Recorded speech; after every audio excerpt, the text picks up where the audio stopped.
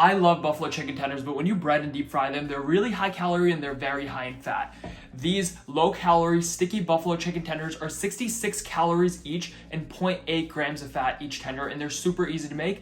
You only need a few ingredients. And you can even make buffalo chicken quesadillas with them. Hot.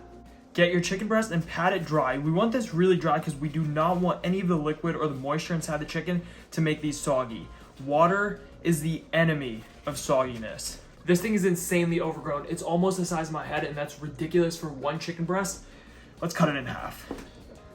Now we have two pieces that are much more workable because they're way smaller. Let's butterfly them. It turns into one larger, flatter, more even piece. We're gonna need to pound at it a little bit because, oh my God, this thing is thick. And now we can take this and cut it into strips, something like this. That's one chicken strip. And back at it with this beast. Let's just slice this entire thing in half. 1, 2, 3 chicken strips, easy.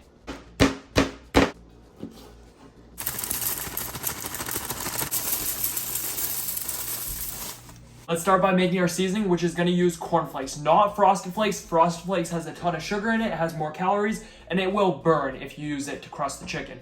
But cornflakes are exactly what you need. They're going to give you that deep fried, crispy, breading-like coating, but minimal calories. They're super flaky, they're super crispy. Let's make them spicy. Use your hands to crush up the cornflakes into smaller pieces. They break apart insanely easily. Like, look, this is a behemoth. My favorite technique is the hand technique. You put your entire hand on it and just press slowly. And you can just hear them breaking.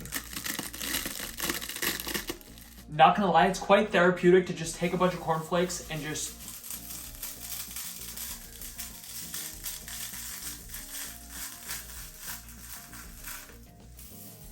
squeeze the life out of them. Let's make these spicy. Garlic powder, black pepper, a good amount of salt because you want that outer crust to be crispy and salty. Paprika or smoked paprika, I'm always gonna go with smoked paprika because I love that smoky flavor that it adds. It's kind of like powdered barbecue sauce. And then cayenne, as much as you'd like to make this spicy, I like it pretty freaking spicy. And now mix this all together. Yeah, we gotta roll up our sleeves because time to bread the chicken. Take this and pat it really dry. Again, water is the enemy of crispiness. We want to get these as dry as possible. This is the one time you want something dry. Now, a lot of people use flour and egg wash and get a 3-station breading method going. We don't have time for that. And it's too much work. So instead, I use sriracha.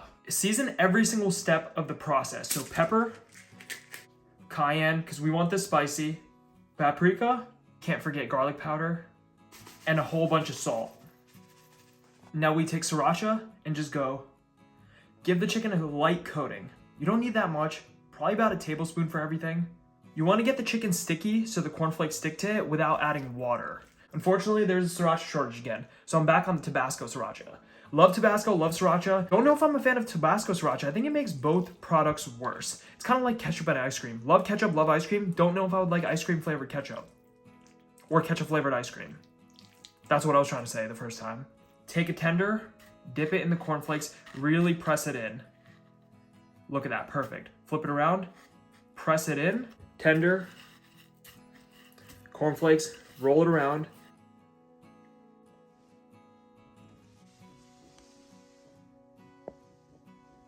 Spray both sides of the chicken with a good bit of oil spray.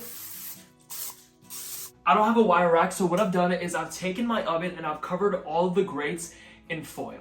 Aluminum foil, because I don't want to clean the grates, I don't want to scrub them, and we need air to circulate throughout this chicken, from the bottom, from the top. That's what's going to get it really crispy. I don't have a giant air fryer that can hold all this chicken. I have a giant oven that can hold all this chicken, except the oven, when you put stuff on a baking pan, the bottom gets soggy, the top gets crispy. We don't want that. We want both the bottom and the top to get crispy. If you had a wire rack, it would be simple, but I don't. So we're going to mimic that by putting aluminum foil in my oven and then putting a sheet pan underneath. The sheet pan will catch anything that drips, aka cornflakes that decide they're gonna jump off the chicken in the oven.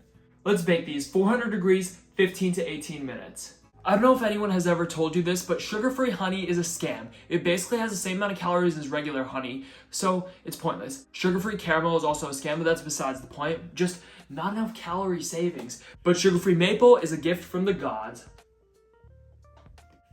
Yeah, one more. A lot of buffalo sauces are made by combining hot sauce and butter.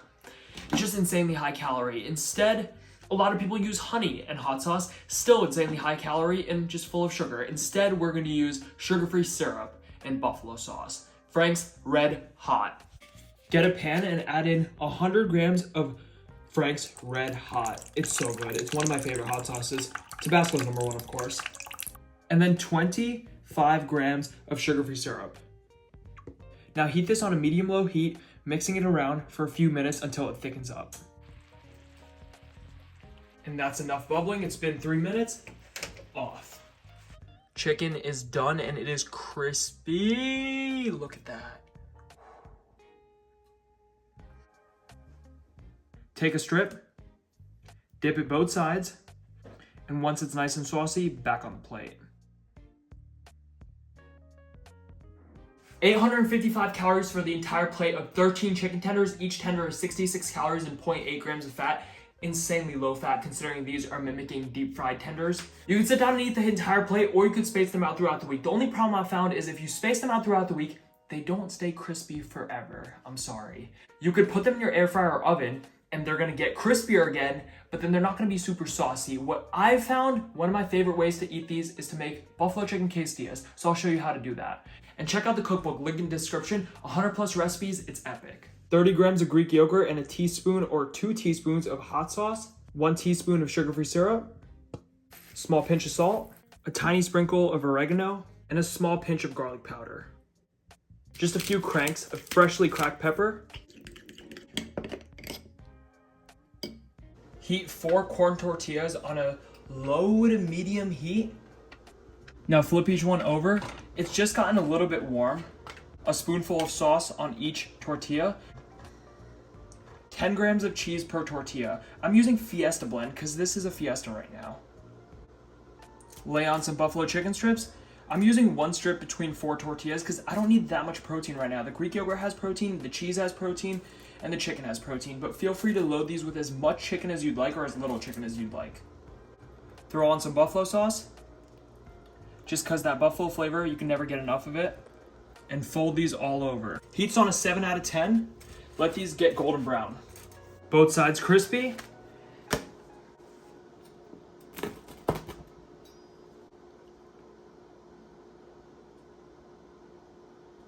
Hot.